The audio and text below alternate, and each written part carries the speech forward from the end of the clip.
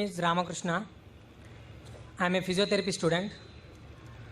My question is, what is the need of Allah to create Adam and Eve and this total universe?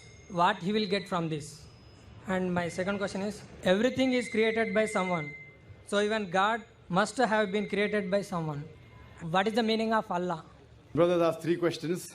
The first question, why did God create Adam and Eve and what was his reason to create all this world and humankind?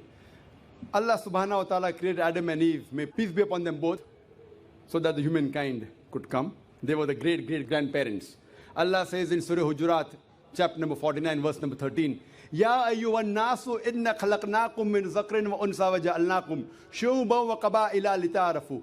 Inna akramakum indallahi atqakum. Inna Allah alimun khabir. O humankind, we have created you from a single pair of male and female and have divided you into nations and tribes so that you may recognize each other, not that you may despise each other. And the most honored in the sight of Almighty God is the person who has taqwa. The criteria to judge any human being, it is not wealth, it's not color, it's not caste, it's not creed, it is taqwa, it is God consciousness, it is righteousness, it is piety. So Adam and Eve, peace be upon them both, they were our great-great-grandparents, of yours also and of mine also, all humankind. Therefore, I call you a brother. We are brothers in humanity. Allah says, Ya ayyuhan nas, O humankind. And Allah says in Surah Isra, chapter number 17, verse number 70, وَلَقَدْ كَرَّمْنَا بَنِي آدَمَ. Almighty God has honored all the children of Adam, whether they are born in India, USA, UK, born in a Hindu family, or a Muslim family, or a Christian family. Allah says He has honored all the Bani Adam. If you are a human being, Allah has honored you. Whether your name is Zakir, Abdullah, Ramu, Shankar, if you are born as a human being, Allah has honored you. Now coming to the question, why has Almighty God created the human beings? Allah has created the human beings because Allah says this is one of His best creation. All the other creations of Allah subhanahu wa ta'ala, they obey Him. We have the angels. Whatever Almighty God says, the angels obey Him directly. They have no free will. The human being is the creation of Allah subhanahu wa ta'ala, which has a free will. We can either obey Him or disobey Him. So Allah has created such a creation. We are one of His best creation and the best of forms. But we have a choice of either obeying God or disobeying God. If we obey God, we will go to Jannah, we'll go to Swarg, we'll go to heaven. If we disobey Him, we'll go to hell, we'll go to Nark. So this is a test for the hereafter. Allah says in Surah Mulk, chapter number 67, verse number 2, Allazi khalaqal mauta wal hayata. It is Allah who has created death and life to test which of you is good in deeds. So this life is a test for the hereafter. So Allah has created the human beings, and Allah says in Surah Dhariyat, chapter number 51, verse number 56, وَمَا خَلَقْتُ الْجِنَّ وَالْإِنسَ إِلَّا لِيَعْبُدُونَ. That we have created the jinn and the men not but to worship Him. So we are supposed to worship, obey the commandment of Allah subhanahu wa ta'ala. So this is the different creation of Allah subhanahu wa ta'ala, which has the free will of even going against Allah subhanahu wa ta'ala or obeying Him. All the other things, the stars, the trees, the mountains, the Quran says they do sajda to Allah subhanahu wa ta'ala, they prostrate to Him, they obey Him. We have a free will. Now when Allah has given a free will, with the free will if we obey Him, we become higher than the angels. With the free will if we disobey Him, we become the partners of the devil. So He's created us for the test for the hereafter. Coming to your second question. Everything has a creator. Who created? God. If anyone says everything has a creator, it is a wrong statement. Every created thing has a creator. The definition of God is He is uncreated. The moment you say who created God, He's not God. The definition of God is He is uncreated. Suppose a person comes and asks you, that brother, my friend John, he was admitted in the hospital. He gave birth to a child. Can you guess, was it a girl or a boy? Can you guess? Try it out. Guess. Can't guess. Why? Can you on the microphone? Can you guess, was it a girl or a boy? Huh? See, brother John, he was admitted in the hospital. He gave birth to a child. Was it a girl or a boy? Can you guess? A 50% chance? Girl or boy? People are laughing. Why? Can you guess? Can't guess. Why?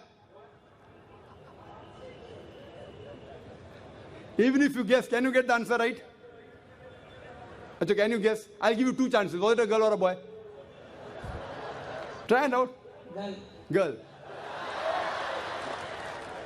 Brother, can a man give birth to a child? Ah, there you made a mistake. Same way you made a mistake by asking who created God. A man cannot give birth to a child. So where's the question of it being girl or a boy? See, now you understood. Ah, now that's good, brother. So it was a man cannot give birth to a child. So where's the question of a girl or a boy? So when you're asking who created God, God by definition, Allah by definition is uncreated. The moment you say who created Allah, He's not Allah. Walam yakul lahu kufuwan ahad. There's nothing like Him. Coming to your last part of the question, who is Allah? Who is Allah? The best definition I can give you is quote to you Surah Ikhlas, chapter number 112, verse number 1 to 4. It's mentioned in the Quran, Kul hu Allahu ahad. Say He's Allah one and only. Allahu samad. Allah the absolute eternal. Lam yalid wa lam yulad. He begets not nor is he begotten. Walam yakul lahu kufuwan ahad. There's nothing like Him. This is a four-line definition of Allah subhanahu wa ta'ala. Any human being, any person says so-and-so candidate is God. If that candidate fits in this four-line definition, we Muslims have got no objection in accepting that candidate as God. Four-line definition. This is the litmus test for theology, for the study of God. First is, Qul huwallahu ahad. Say He's Allah one and only. Allahu samad. Allah the absolute eternal. Lam yalid wa lam yulad. He begets not nor is he begotten. Walam yakul lahu kufuwan ahad. There's nothing like Him. If you go to the Hindu scriptures, the same is mentioned in the Hindu scriptures. Kul huwallahu ahad is mentioned if you read Chandogya Upanishad, chapter number 6, section number 2, verse number 1. Ikkam evidityam. God is only one without a second. Second test. Allahu samad. Allah the absolute eternal. Bhagavad Gita, chapter number 10, verse number 3 says, I am known as the Lord of all the worlds, the unbegotten, the beginningless. Third test. Lam yalid wa lam yulad. He begets not nor is begotten. It's mentioned in the Shvetasvatara Upanishad, chapter number 6, verse number 9. Nachasya kasij, janita na chadipa. Of Him there are no lords. He has got no parents. Almighty God has got no father. He has got no mother. And walam yakul lahu kufuwan ahad. There is nothing like Him is mentioned in Shvetasvatara Upanishad, chapter number 4, verse number 19. And Yajurved, chapter number 32, verse number 3, where it says, Natasya pratima asti. Of that God, there is no pratima, there is no idol, there is no image, there is no photograph, there is no sculpture. Who says that? Yajurved, chapter number 32, verse number 3. Same as, Walam yakul lahu kufuwan ahad. So any person saying so-and-so candidate is God, if that candidate fits in this four-line definition, we Muslims have got no objection in accepting that candidate as God. For example, some people say, Bhagwan Rajneesh is Almighty God. Once during question answer time, a Hindu told me, we don't believe Bhagwan Rajneesh to be God. I had never said that the Hindus believe Bhagwan Rajneesh is God. I said some people believe Bhagwan Rajneesh to be God. Let us put this Rajneesh to test. First test is, Qul huwallahu ahad. Say He's Allah one and only. Was Rajneesh one and only? Was he the only man who claimed divinity? There are hundreds of them. And in this country, we have thousands of men who have claimed divinity. He's not the only one. But Rajneesh Bhaksi said, no, he's unique. Let's go to the next test. Allahu samad. Allah, the absolute eternal. Was Rajneesh absolute eternal?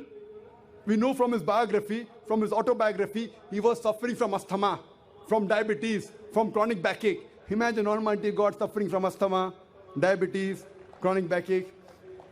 Third test. Lam yalid wa lam yulad. He begets not nor is begotten. Bhagwan Rajneesh was born in Madhya Pradesh. He had a father and mother. In 1981, he goes to America, USA, and he takes thousands of Americans for a ride. In the state of Oregon, he starts his center and calls it as Rajneeshpuram, his village. Later on, the American government arrests him and put him behind bar. Rajneesh says, the American government slow poisoned me. Imagine Almighty God being slow poisoned. In 1985, the American government kicked him out of the country. He comes back to India in the same city, Pune, and he goes back to his center, which is now called as Osho Commune. And if you go to the Samadhi of Rajneesh, it is mentioned there on the Samadhi, Bhagwan Rajneesh, Osho, never born, never died, but visited the earth from the 11th of December 1931 to the 19th of January 1990. Never born, never died, but visited the earth from the 11th of December 1931 to the 19th of January 1990. They forgot to mention in Samadhi, he was not given visas to 21 countries of the world. Almighty God coming in this world to visit the world and requires visas to go to different countries. And the Archbishop of Greece said, if you don't remove Rajneesh out of this country, we'll burn his house and the house of his disciples. And the last test, Walam yakul lahu kufuwan ahad, is so stringent that no one besides the true Almighty God can pass. The moment you can compare God to anything, he is not God. Walam yakul lahu kufuwan ahad. We know Rajneesh, like the human beings, had a beard, one nose, two eyes, 2 ears, 2 hands. The moment you can compare God to anything in this world, he is not God. Walam yakul lahu kufuwan ahad. If someone says Almighty God is 1,000 times stronger than Arnold Schwarzenegger. Might have heard the name of Arnold Schwarzenegger? Have you heard Arnold Schwarzenegger? The person who got the title Mr. World, Mr. Universe. The strongest man in the world, the strongest man in the universe. The moment you can compare God to anyone, whether it be Arnold Schwarzenegger, whether it be Dara Singh, whether it be King Kong, whether it be 1,000 times or 1,000,000 times. The moment you can compare God to anything in this world, he is not God. Walam yakul lahu kufuwan ahad. There is nothing like him. So this is a 4-line definition of Allah subhanahu wa ta'ala given in the Quran. Whichever God you are worshipping, brother, put that God to the test of Surah Ikhlas. If that God passes, that is the true God. Otherwise, it's a fake God.